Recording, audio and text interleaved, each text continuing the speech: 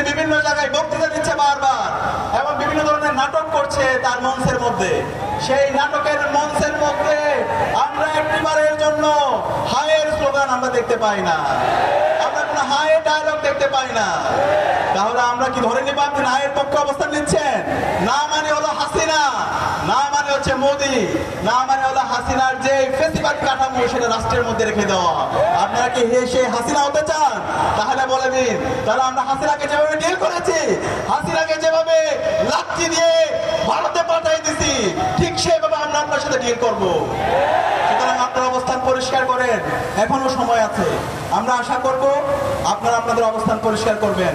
আমরা আপনাদের প্রতি সিম্পৃতি আছে। আমরা জানি এই বাংলাদেশে শহীদ জিয়ার অনেক অবদান আছে, বেগম খালেদা জিয়ার অবদান আছে, কিন্তু আজকে যে বিএনপি দেখতে পাচ্ছি সেই বিএনপি বেগম খালেদা জিয়া এবং শহীদ জিয়ার আদর্শ ধারণ করে না। বাংলাদেশ বন্দী যে রাজনীতি, সেই রাজনীতিকে তারা ধারণ করছে না। তারা সেই ফেসিবাদী যে কাঠামো, সেই চাঁদাবাজি, টেন্ডারবাজি, সন্ত্রাসের রাজনীতি আমরা দেখতে পাচ্ছি।